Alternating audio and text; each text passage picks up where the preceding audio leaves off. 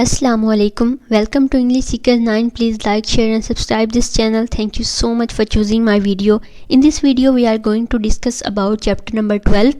Book का name है an introduction to social linguistics and chapter name is gender politeness and stereotypes. And key concepts of this chapter that we are going to study is women's language, interaction and interruptions, gossips, construction of gender identity, and can a language be sexist? So let's start. And the very first point is women's language and confidence. कि women's जो language use करती हैं वो कैसे होती है और confidence कैसे influence करता है उनकी language पे, यानी उनका confidence women's का. So जो social dialectologists थे ना, उनकी research के मुताबिक जो gender difference था ना, मतलब जो मैन और वुमेन की लैंग्वेज में डिफरेंस था वो दो पॉइंट्स पर था. कैसे? एरिया ऑफ प्रोनाउंसिएशन पर और मॉर्फोलॉजी पर. वो कहते थे कि वुमेन और मैन जो हैं वो डिफरेंट प्रोनाउंसिएशन यूज़ करते हैं और मॉर्फोलॉजी यूज़ करते हैं. जैसे कि प्रोनाउंसिएशन की एग्जांपल ये है कि इन, जो वुमेन्स हैं वो इन यूज़ करती हैं और जो मेंस होते हैं वो इंग यूज़ करते हैं. यहाँ पर इंग जो है ना वो ये ठीक लिखा हुआ है. सो अब जो रॉबिन लैकॉफ थी वो एक अमेरिकन लिंग्विस्ट थी और उन्होंने भी रिसर्च की इस पर. तो उन्होंने ये कहा था कि जो जेंडर डिफरेंस है ना वो इन दो चीज़ों पर नहीं बेस कर रहा होता, वो बल्कि सिंटेक्स, सिमेंटिक्स और स्टाइल पे बेस कर रहा होता है. यानी उनका कहना था कि वुमेन्स की जो choice of vocabulary, choice of words और चॉइस ऑफ मीनिंग होगा ना वो डिफरेंट होगा मेन से. एंड रॉबिन लैकॉफ ये भी कहती थी कि जो सर्टन लिंग्विस्टिक फीचर्स होते हैं ना जिनकी अभी हम बात कर रहे हैं, लैक ऑफ कॉन्फिडेंस, जिनमें हैजिज आ जाता है, टैग क्वेश्चंस आ जाता है, इंटेंसिफायर्स आ जाता है, वो ये कहती थी कि वुमेन्स ज़्यादा यूज़ करती हैं as compare to man these linguistic features. और उन्होंने ये भी कहा कि ये कुछ जो इसकी वजह है वो कुछ सोसाइटल एक्सपेक्टेशंस भी हैं कि हम जो हमारी सोसाइटी है वो एक वुमेन से क्या एक्सपेक्ट करती है कि वो पोलाइट हो और मतलब वो लेस असर्टिव हो, यानी जारहाना ना हो. और उससे ना वुमेन सी कंफर्मेशन करती हैं, मतलब वो चाहती हैं कि हमें कंफर्म आंसर दिया जाए. एंड ये जो हैजिज होते हैं ये अनसर्टेनिटी की और लैक ऑफ कॉन्फिडेंस को शो करते हैं. यानी अगर आप एक चीज़ पे कॉन्फिडेंस नहीं है ना, आप कहेंगे कि यार मैं कंफर्म कर लूँ, या फिर आप किसी से कंफर्म करेंगे. तो these are the linguistic features a woman uses more as compared to men's. So उनकी ये जो theories थी ना रॉबिन लैकॉफ की, वो इन्फ्लुएंशियल भी थी और उन पे क्रिटिसाइज भी हुआ. वो कुछ कहते थे, क्रिटिक्स कहते थे कि ये ज़रूरी नहीं है कि वुमेन्स ही यूज़ करें, बल्कि मेंस भी कर सकते हैं और हर औरत भी ये यूज़ नहीं करती. जिसकी एग्जाम्पल 2 में दी हुई है, पेज नंबर 3032 पे. तो वहाँ पे जो विटनेस बी हैं वो उनमें डिफरेंस है, दोनों वुमेन्स हैं, लेकिन जो विटनेस ए हैं वो वर्ड्स लाइक यूज़ कर रही हैं in their sentences speaking while speaking. जो विटनेस भी हैं वो ये यूज़ नहीं कर रही. तो ये जो क्रिटिक्स है उन्होंने ये प्रूव किया था कि कुछ जगह पर ऐसा होता है, कुछ वुमेन्स यूज़ करती हैं जबकि सब नहीं करते. एंड एक एग्जाम्पल के बाद नीचे दो सेंटेंसेस एग्जाम्पल एक एक्सरसाइज के तौर पे कि क्लोज द डोर. अब आपको क्या लग रहा है, ये मैन ने बोला होगा या वुमेन ने बोला होगा? ऑब्वियसली ये मैन ने बोला है, क्योंकि वो कमांड, एक डोमिनेशन रखता है कि दरवाज़ा बंद कर दो. लेकिन जो सेकंड सेंटेंस है, ओह द टीवी सेट ब्रोकन, ये एक वुमेन ने बोला है. क्यों? क्योंकि इस पे ओह लग गया है. तो वो अब उसको एक फेयर है एक किस्म का कि पता नहीं अब क्या होगा कि टीवी तो टूट गया है. सो ये जो नीचे वाला है ये एक वुमेन के बोला गया है. एंड यहाँ पर फीचर्स हैं वुमेन्स लैंग्वेज के कि वो लेक्सिकल हैजिज, लेक्सिकल लघवी होते हैं. हैजिज मतलब जो अनसर्टेनिटी, अनश्योरिटी को शो करते हैं. सो और फिलर्स वुमेन्स यूज़ करती हैं, मतलब like you know, sort of, well.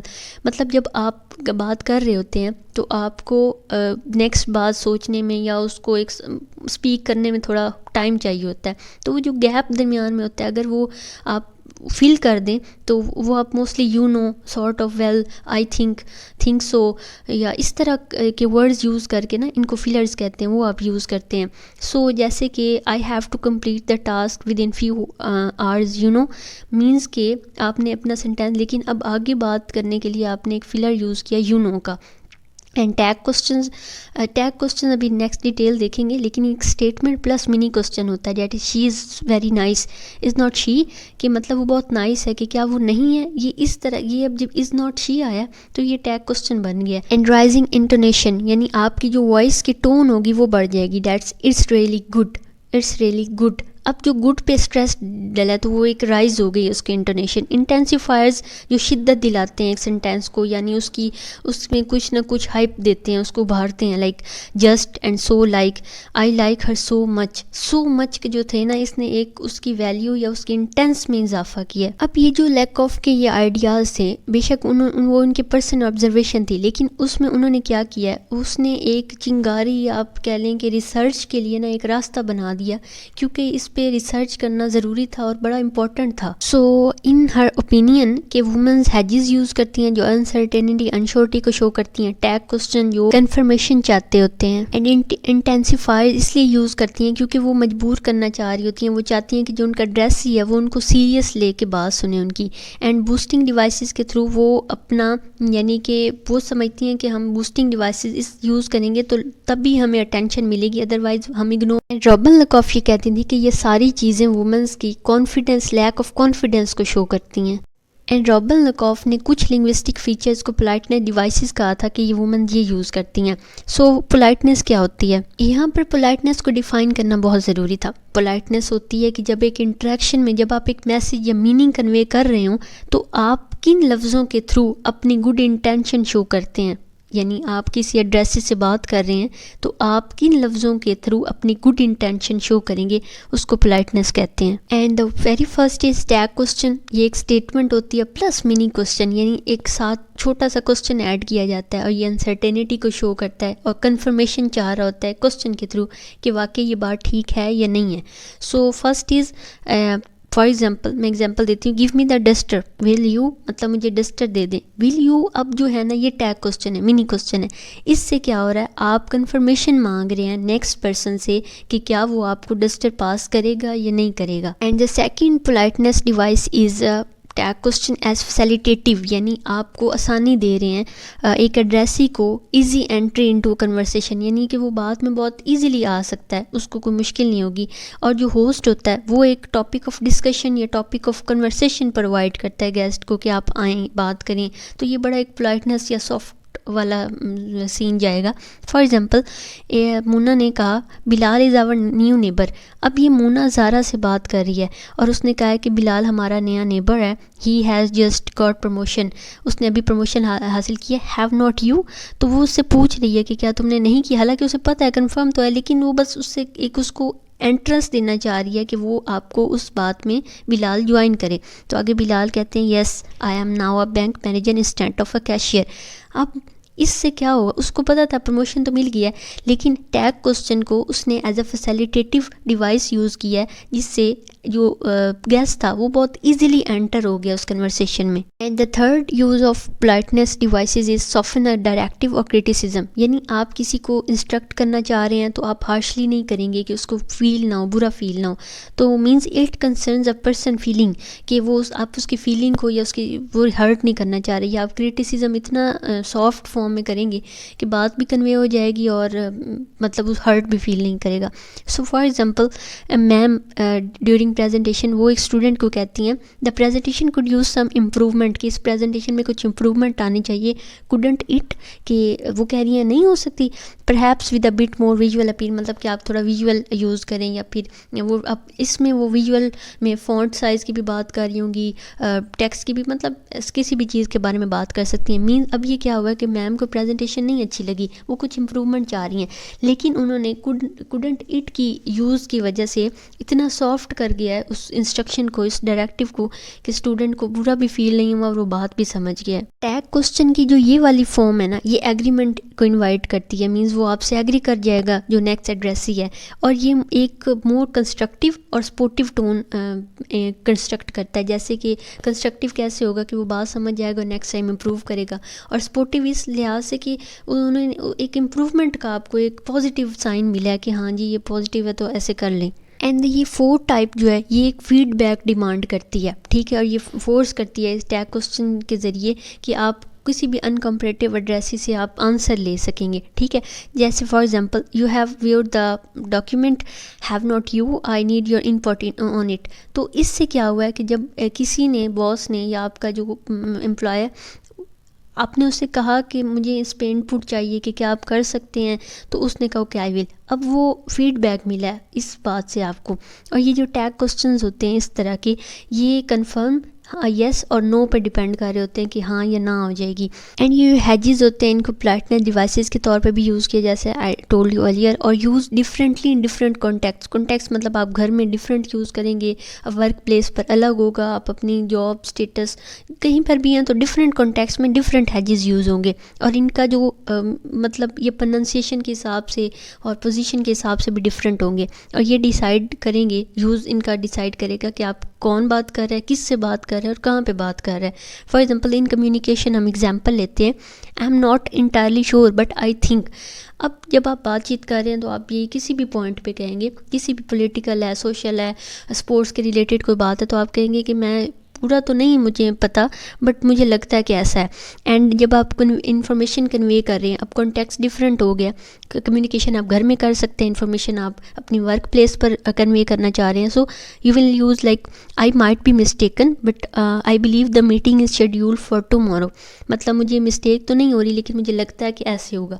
अब आप अनसर्टेनिटी दोनों में शो कर रहे हैं, लेकिन डिफरेंट मीनिंग, डिफरेंट एक सेंस दी गई है डिफरेंट कॉन्टेक्स्ट के अकॉर्डिंग। अभी तक हमने जेंडर की बात की है एंड कुछ बात पोलाइटनेस पर भी किया है। सो इंटरेक्शन भी पोलाइटनेस में ही आता है कि इंटरेक्शंस का मतलब ये होता है कि आप पीपल से किस तरह कम्युनिकेट कर रहे हैं और आपका सोशल कॉन्टेक्स्ट जो है ना वो कैसा है।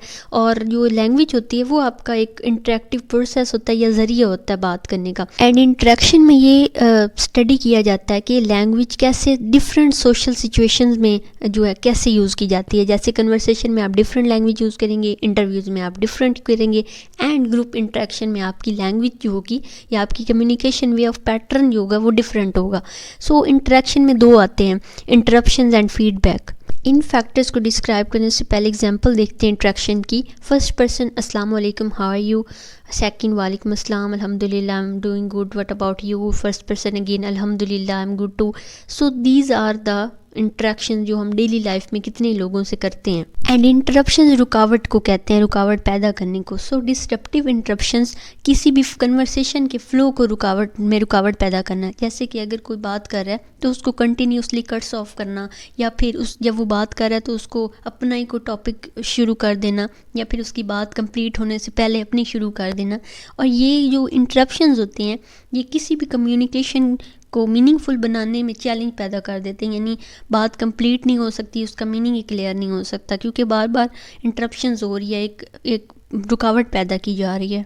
अब इसकी भी एग्जांपल देख लेते हैं। सो फर्स्ट पर्सन बात कर रहा है, स्पीक कर रहा है, that I am thinking of organising a community event. मतलब अब वो आगे बात करने लगता है तो सेकंड पर्सन उसको इंटरप्ट करता है loudly, wait did you hear about the new shopping mall opening next week, it's massive.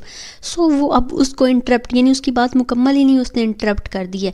फिर पहला जो फर्स्ट पर्सन है वो फिर कोशिश करता है कंटिन्यू करने की अपनी बात की, oh well yes but back to the community event. फिर तीसरा फिर उसको इंटरप्ट कर देता है क्योंकि ये ग्रुप की एग्जांपल दी गई है। सो तीसरा फिर उसको कहता है sorry to cut in but have you seen this viral video, it's hilarious. So जो फर्स्ट पर्सन होता है फिर वो तंग आ जाता है कि ये क्या दूसरी बार मुझे कट कर दिया। सो इंटरप्टिंग फ्रस्ट्रेटेड फर्स्ट पर्सन, वो कहता है I am sure but about the community, वो बात उस अपने टॉपिक को डिस्कस करना चाह रहा हो, लेकिन चौथा बंदा फिर उसको इंटरप्ट कर देता है, वो किसी और चीज़ के बारे में बात करने लग जाता है।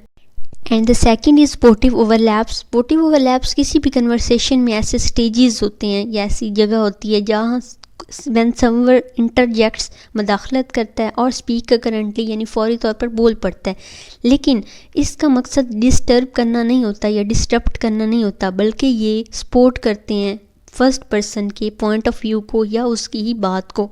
जैसे मैं बात कर रही हूँ तो आप बोल पड़े हैं या आपने मदाखलत की है मेरे अंदर, बट यहाँ आपका मकसद मुझे डिस्टर्ब करना या रोकना नहीं था, बल्कि आपने मेरी ही बात को कुछ ऐड करके उसे मोर मीनिंगफुल या उसको मोर इन्हेंसिंग बना दिया कि यार ये बात इस तरह और अच्छे से समझ आएगी।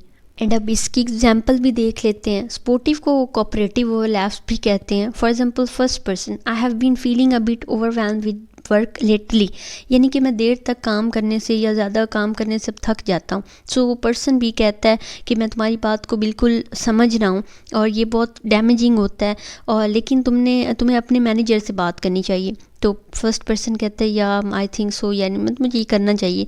तो सेकंड पर्सन जो होता है वो उसको कहता है कि मेरी लास्ट मंथ ये सिचुएशन थी, तो मैंने 1-on-1 मीटिंग की मैनेजर के साथ, उसके साथ अपनी प्रॉब्लम शेयर की, तो उसका एक अच्छा सोल्यूशन निकल आया। तो यहाँ पर वो क्या कर रहा है, वो सपोर्ट कर रहा है नेक्स्ट मीन्स फर्स्ट पर्सन को। एंड सपोर्टिव ओवरलैप्स की एग्जांपल भी हो सकती है कि आप प्रेजेंटेशन दे रहे हैं एंड योर टीचर इज़, मतलब वो आपकी ही बात को अपने वर्ड्स में एक्सप्लेन कर रहा है, लेकिन वो कंटेंट भी डाल रहे हैं, मोर इन्फॉर्मेशन ऐड कर रहे हैं, जिससे सबको मीनिंग समझने में मदद मिल रही है। So it's also called supportive overlaps. So supportive overlaps cooperative communication की फॉर्म होते हैं और ये वैल्यू ऐड करते हैं जो भी ऑन गोइंग कन्वर्सेशन हो रही है। एंड शोइंग एग्रीमेंट मीन्स अगर आप टीचर आपको कुछ बता रहा है या कुछ ऐड कर रहा है आपकी बात में, सो आप एग्री करेंगे और वो इनकरेज कर रहा होगा आपको। And in next part means part 2 we will discuss about the topic feedback. Question answer कुछ होंगे, यानी question like why women's pattern of interactions are different from man, उसका हम आंसर्स भी देखेंगे। एंड गॉसिप टॉपिक को डिस्कस करेंगे and women's और मेंस के जो टॉपिक डिफरेंस होगा गॉसिप्स का उसको देखेंगे। And the topic the linguistic construction of gender and can a language B sexist और स्टीरियोटाइप्स देखेंगे, और कैसे जॉब टाइटल्स जो होते हैं वो जेनरिक टर्म्स होते हैं या फिर वो कंट्रीब्यूट करते हैं इंग्लिश लैंग्वेज को सेक्सिस्ट लैंग्वेज बनने में। सो हम लोग ये नेक्स्ट उसका लिंक आपको डिस्क्रिप्शन में मिल जाएगा पार्ट 2 का। Thank you so much for watching, और अपना जो फीडबैक है वो कमेंट सेक्शन में ज़रूर दें। कोई क्वेश्चन है आप पूछ सकते हैं, I will answer you, I will reply you and waiting for your response. Thank you again.